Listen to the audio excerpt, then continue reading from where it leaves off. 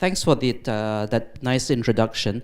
I'll try to speak as well as the previous presenters, and that's setting the bar very, very high. I'm going to be talking about cultural diversity, identity, and nationhood, and the role of architecture. The thing about architecture is, compared to many other art forms, it's permanent. You build a building, and it lasts longer than the architect. So the architect, if he's lucky or she's lucky, we may live for 75, 80 years, and the building is there until someone decides in his wisdom to demolish that building. So what's that role? Because with architecture, quite often the buildings are actually older than the nation itself. So if you look at Malaysia as it currently exists, we've existed since 1963 as Malaysia, since 1957 as Malaya, but our architecture predates that. So if we look at initially the idea of identity and nationhood, what is identity? So some writers have premised that identity is a sense of self, and it's often formed by memory. So if we don't have memory, it's as if we have collective Alzheimer's. Society has no identity. So it's as if all of us wake up this morning, if you've watched the Bourne Identity, the movie, and we can't remember who we are, so we don't have a sense of self, and we are open to being told who we're supposed to be. But if we do have a sense of identity, then we have a sense of self, which we then want to project.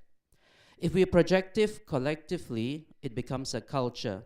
So what's a culture? Again, some writers have premised that it is how people in a community live together, a collective identity. And then a community is normally a social unit which has something in common with itself. And nationhood, which is the crux of what we're talking about today, it's a union of peoples formed by a common ethnic religious bond or by a common history or common set of values. That's the academic definition by some writers. If you look at the third or the last statement, and then we question, does Malaysia have that? And as premised by the first speaker, perhaps we do not. Perhaps we are a state, but perhaps we're not a nation. As opposed to, for example, Scotland in the UK, which is a nation, but it's not a state. So here we have this dichotomy or this potential dilemma in Malaysia. So buildings are the largest tangible objects of identity and potentially of nationhood. This is the only non-Malaysian structure I will show you in this talk, Stonehenge in the UK. The reason why I want to show this image is that if you look at countries which have a strong sense of historical nationhood, often they have a built environment to talk about the sense of where they came from. So if you see movies like Brave, where they talk about Scotland and they talk about stone circles, I know Stonehenge is in England, but it's common in that part of the world that they've got this druidic symbolism. So their nations start from there. We say, oh, we're Druids, we have got this pagan pre-Christian identity, then we evolved into a Christian country, then we had an empire, etc., etc. So they've got a premise of where they come from. What happens though in the Malaysian case? I'm wondering if anyone has seen this building before. If you have, could you just raise your hands? Okay, so Archbishop has seen this building before. This building is the oldest known piece of architecture in Southeast Asia, predating Angkor Wat. This is in Limba Bujang in Kedah. It is a building that the researchers are not yet sure of its origins. Although it's not so obvious from this photo. We took some students there 2-3 years back. It's a square plinth with a stone donut on top of it. And people are uncertain what it represents. It's in this place called Sungai Batu, which is being excavated in Limba Bujang, and there are some suggestions for inclusion of this as a UNESCO World Heritage Site. So there are old iron smelting foundries nearby, and it is said that this is a secular building. It is said it has got no religious connotations. Hence, actually, it's a safe topic for inclusion in heritage. But what happens to the other buildings in Limba Bujang? This is a far better known building, Chandni Batu Pahud. It is the oldest known Hindu temple in Malaysia. And that is the crux of this idea of what I refer to as an inconvenient truth. So the inconvenient truth from some authority point of view is that the Malays were Hindus before they became Muslim. People don't like talking about it. People are much more open to this in Indonesia because the Hindu mythology and the Hindu decorative arts has a long history in Indonesia, in batik, in architecture, in sculpture, in Ramayana, in shadow play, wayang kulit, and so on. It has it here as well, but in Malaysia, we no longer want to talk about it because it's seen as sensitive. So you have here in Limba Bujang, Candi Batu Pahud, one of about 100 examples of temples carved out of the forest, and you've got these stone plinths. And because the timber structure above has disappeared long ago, and because most of the decorative carving has also been removed, some of it are in museums, some of it is overseas, some of it has been destroyed, you have this neutral, non-religious looking building, but actually it has a very clear religious origin. I went to Bali not so long back, and if you look at this photo of a temple in Bali, and you look at this one in Limba Bujang, you just superimpose the timber structure and you have it. You have the Limba Bujang temple in Bali. And you've got that as an active place in Bali, and there are lots of Javanese in Bali as well. Bali, 80% Hindu. So the question then we beg to ask, do we share heritage in Malaysia across countries? So again, how does that place us as a country where our heritage, our really old heritage, is shared with different countries, and those different countries have it more complete than we do? Can we also share heritage across religions? A lot of the research that I have done as an academic has been about Christian mission schools, because I happen to have studied in one. These are two of the oldest in Malaysia, although the one on the right is actually in Singapore. That's St. Joseph's Institution, the former St. Joseph's Institution. It's now the Singapore Art Museum.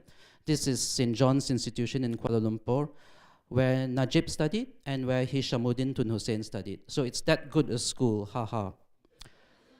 I also studied there. Now, if you look at the three murals that intersperse the schools, this is taken from the FMS railway station in Singapore, Tanjung Pagar, the precursor of KTM. So the reason why I want to show these three murals is if you look at what they celebrate in the FMS railway station, it talks about the native peoples of Malaya, it talks about the Asian immigrants to Malaya, and it talks about the industrialization brought in by the Europeans in Malaya. And that was the European idea of what Malaysian identity was at the time, a agglomeration of three equal components, all with its place in the Malaysian sun. And these schools, which were the dominant schools of the time teaching in English, basically allowed this narrative of unity at that time as perceived by these Western eyes to continue. But of course, this narrative changed and had to change as we gained independence. So I just want to show you a few images that exemplify that changeover. So if you look at the image above, that's obviously Tugu Negara, the Malaysian National Monument. The image on the left is soldiers posing for this sculpture. Okay? So these soldiers were asked to pose in various shots so that the sculptor, Felix de Welden, could basically create his idea for what the National Monument was. Now, a lot of you will be aware that a few years ago, the National Fatwa Council decided that this monument is un-Islamic and Warriors' Day celebrations should no longer be held here. So it's still officially the national monument, but it no longer hosts Warriors' Day celebrations.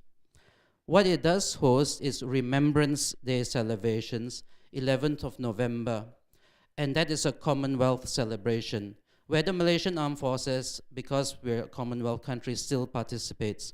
So I have British colleagues who went there recently, 11th of November. They laid wreaths behind this, the cenotaph, which is the older monument, the colonial monument, and the Malaysian Armed Forces are there as well. So we've basically chosen to pick and choose our identity. Because some people object for Warriors' Day, right, we won't do Warriors' Day, but we'll still do Remembrance Day on the 11th of November.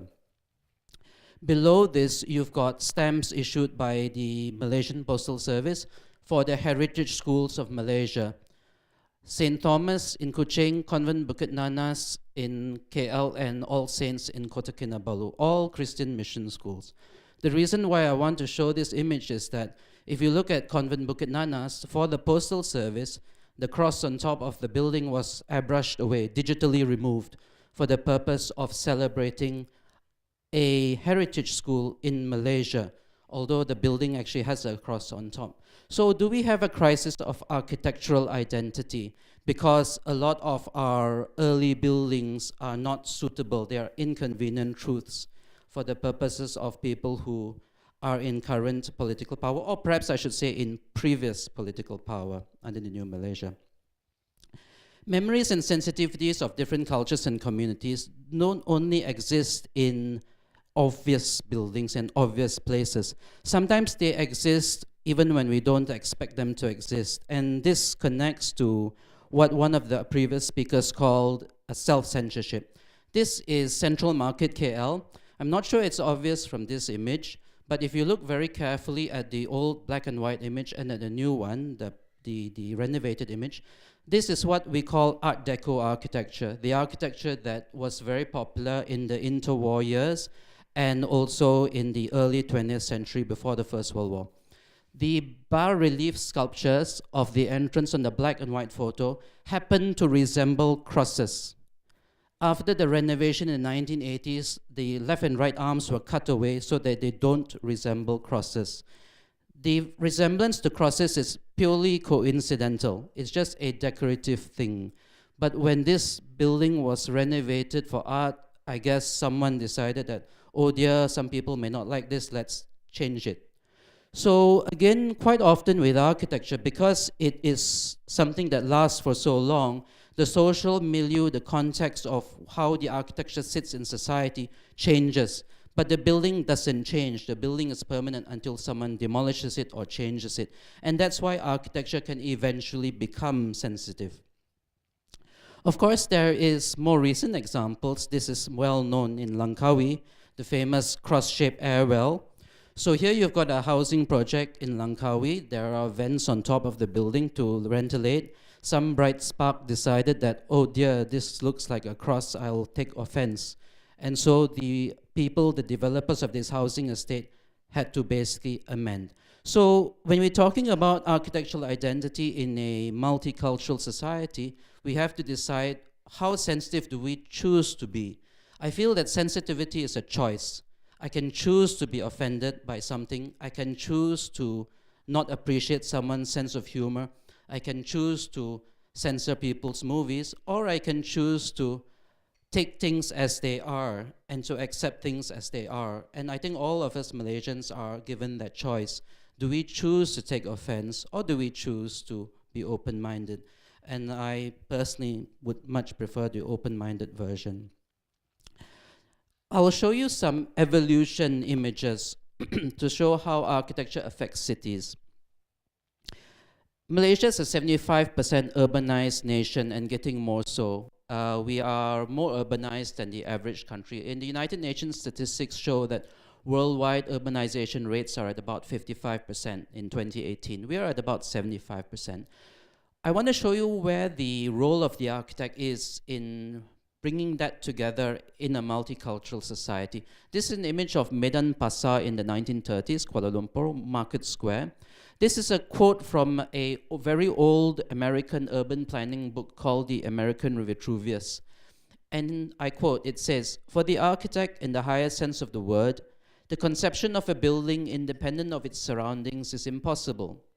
Every building is part of a street, a plaza, a garden, a park, or a city. It is civic art. So if you look at this image of Medan Pasar taken from the 1930s, you see a very strong communality of design. You see a unitary purpose. You see a very clear understanding and concept of what the place wants to be.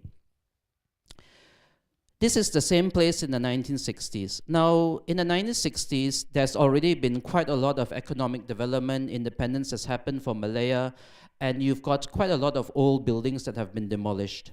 I will quote again from American Vitruvius, a different page. "The great problem in street architecture is the difficulty of combining the large amount of individuality required. with the necessary element of harmony and even unity, without which a street turns into a disagreeable hodgepodge of contradictory assertions. So I feel that this is almost an analogy for a Malaysian city people. We have this contradictory hodgepodge of assertions, of values, of what we think is right and wrong. And when that translates into architecture, we lose the unity, whether you feel this is boring or otherwise or regular. Now we get irregularity. We get different sizes, we get different designs. We also get a difference and change of use gradually.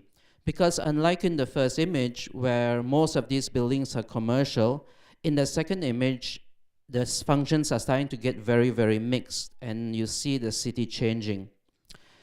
And now we have the 1990s, the same place. And again, quoting from Vitruvius, overconcentration, one of the most serious defects of city planning. Here we have almost everything being inserted into this image.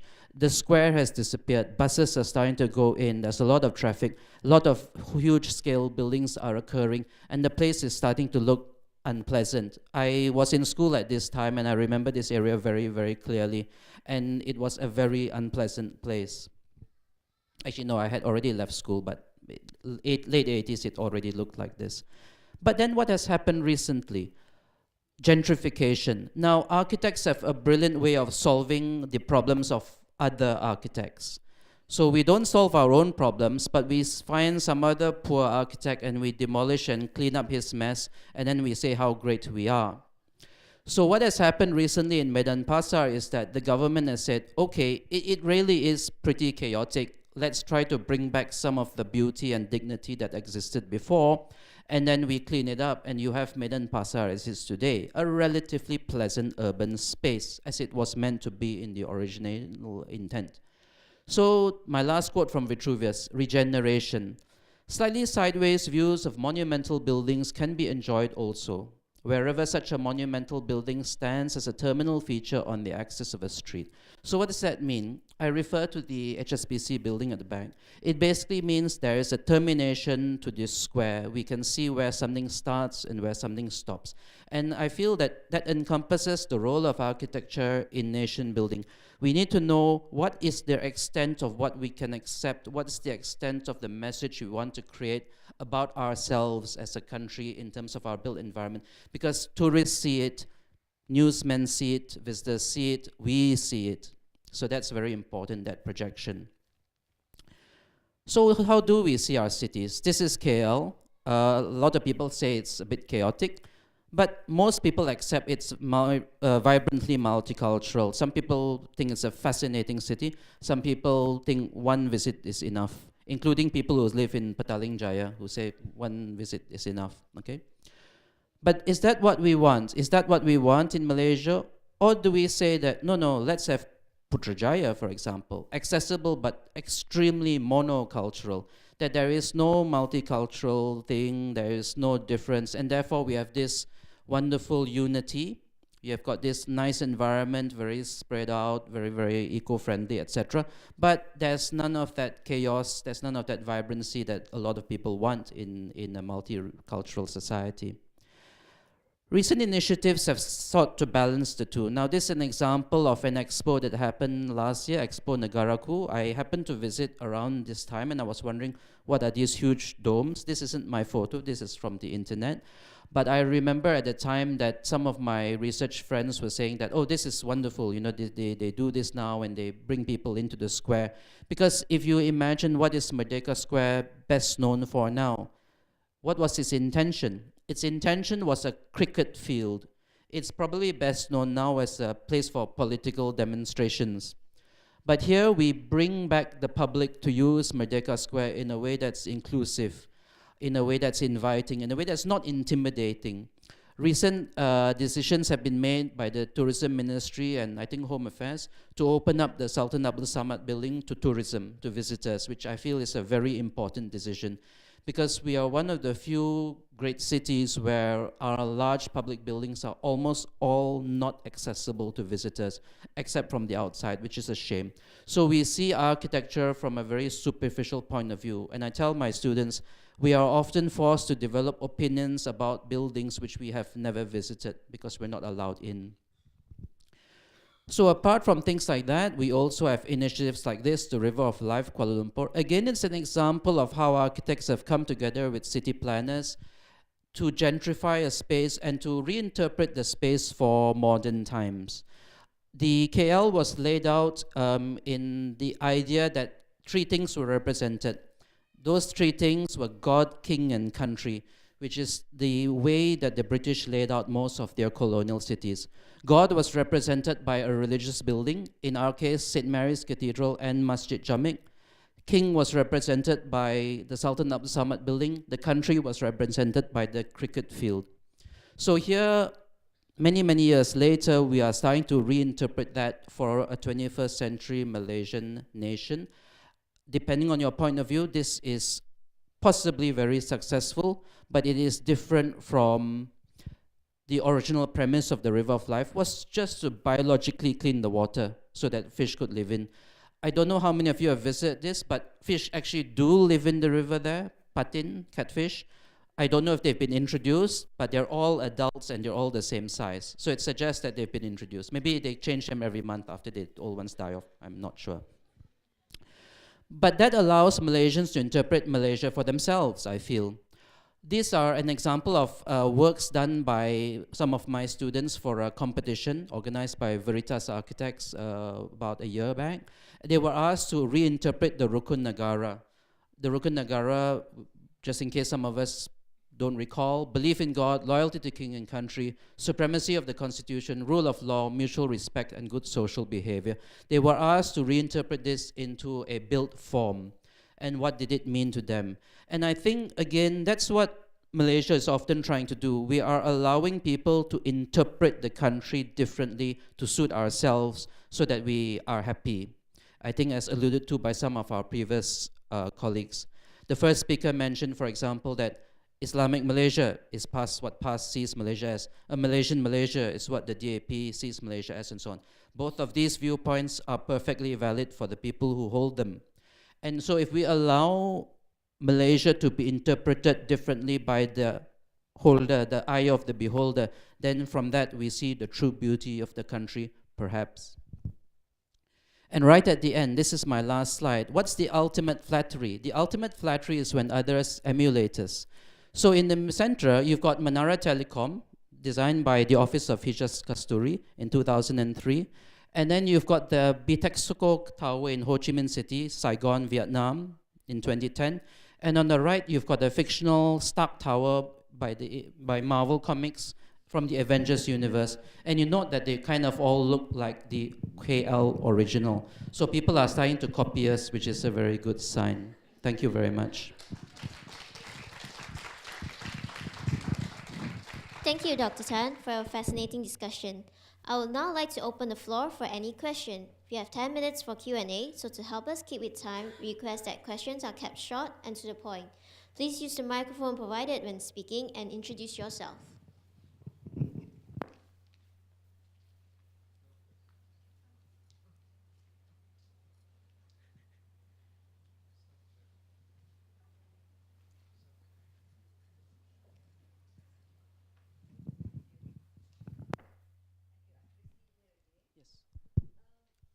Do you encourage redevelopment for old buildings, especially in Kuala Lumpur? Okay, I think that question, I was working as an architect in industry for nearly 10 years before becoming a lecturer. When I was in industry, the answer would be yes. As a lecturer, the answer is no, if the student asks the question. The reality is somewhere in between. It depends on the building, it depends on the scale. I supported the redevelopment of Pudu Jail because I felt that that building was too large to preserve and it occupied too vast a space to warrant preservation. And again, this is just my opinion. I felt that the architecture was not unique enough to really warrant preservation of the whole space. The gate preservation, yes, I think it's important. To be honest, they could have even preserved the wall, but the prison inside could have been removed and replaced with something else. If you ask me, though, about individual preservation of important historical buildings, definitely. I think the question, however, is that how do we decide what's important? What's important to one group of people may not be important to another group. A very good example is what was called Bok House in Ampang, Kuala Lumpur, a huge mansion. One of the last of the old tin mining mansions in the Ampang area. That was demolished about 8-9 years back. And the Ministry of Heritage himself at the time, who was for the demolition, he said, this building has no historical importance. It was just a rich man's house. Nothing important happened there. It happened to be a very beautiful rich man's house and one of the last examples, but he gave the reasoning that because nothing important happened, it was not worth preserving. So I think preservation is important because without that preservation, we have no link to our past. Just to address something interesting in that question, those temples, those old buildings in Limba Bujang in Kedah, one of them was demolished, not any that I've shown you, but one of the temples was demolished about 6-7 years ago. I know a tourist guide who always brings tourists to Limba Bujang, and he was quite upset with this demolition. And in fact, just to give a very short story, the building was actually demolished 3 times in a way. The building that was demolished was reassembled by USM students and the Heritage Department Archaeology, I think in the early 1960s. And then it was demolished by a housing developer in 2003. Then after lots of protests, the stones were gathered to rebuild the temple. And then it was said that they were going to rebuild it on its original spot somewhere else because they found an old plinth that they could build it on. But then someone accidentally threw these stones into a lake and they've never been found since. And so the temple has not been rebuilt.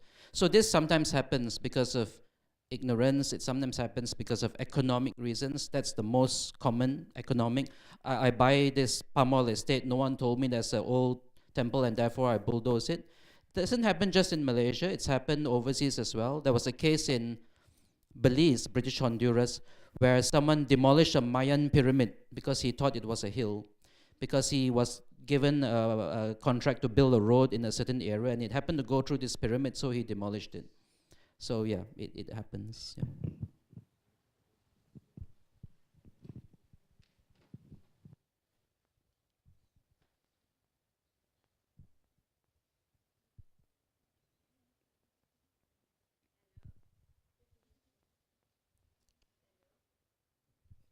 My name is Maisara. So my question is, do you think development of infrastructure in Malaysia really shows the wealth or prosperity in this country? The development of infrastructure? Or undevelopment just moderate? Okay, I think the level of infrastructure development in Malaysia is very, very high.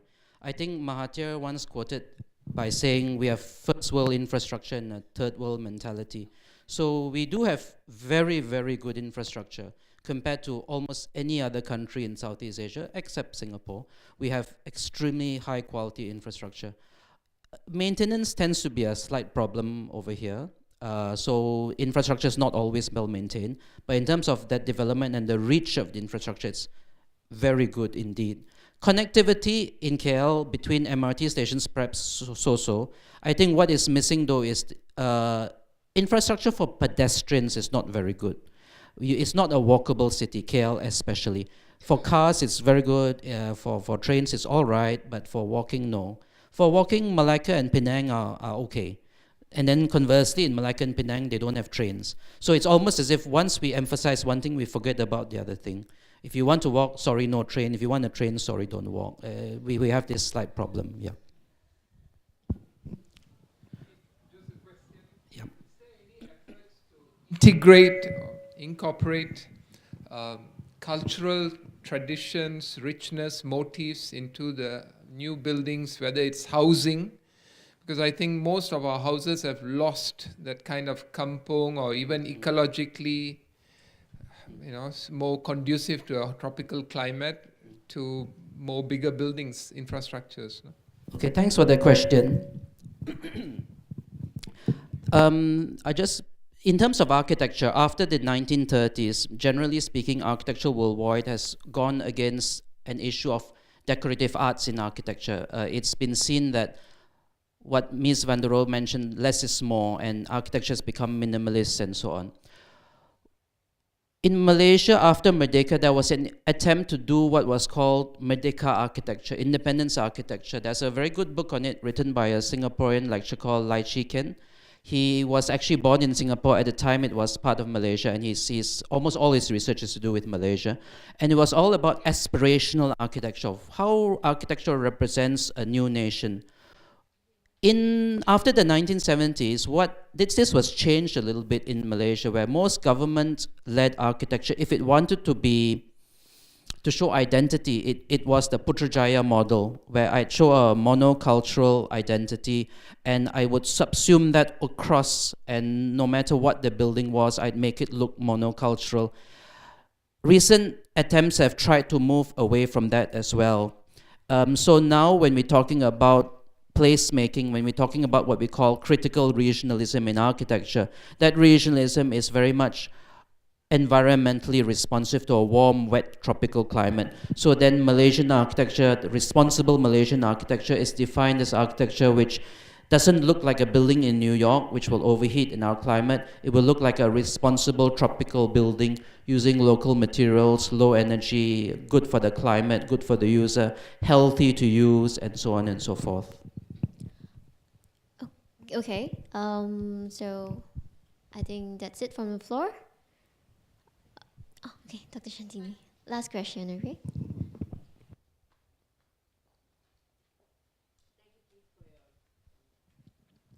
A wonderful paper. Just I'm wondering, what about if you've thought about the Paragon Mall in Penang and that whole, the sort of hybridity of colonial architecture and modernity. So is that, would that be a way forward to, because the Medan Pasar picture, and I thought that was interesting, the narratives that you showed. So what do you think about maybe possibly, heritage and even in Sramban right now we have the library, the old library, and they're actually preserving it, they're actually doing something after years. It was left almost to ruins actually, and it's a beautiful white building. So how do you think that sort of, is there a new narrative in terms of architecture? Okay, thanks for that question. I think you refer to the Straight Ski Mall in Penang, the one that looks like a huge colonial thing with a big opening. Yeah. Okay, that's what we call a neo-colonial vernacular, almost, where it's normally done for touristic purposes in places which a certain type of heritage which most people view as high class, for want of a better word. So because people view this heritage as high class, let's redevelop a new building to kind of represent that type of ideal. It's very common in hotel architecture.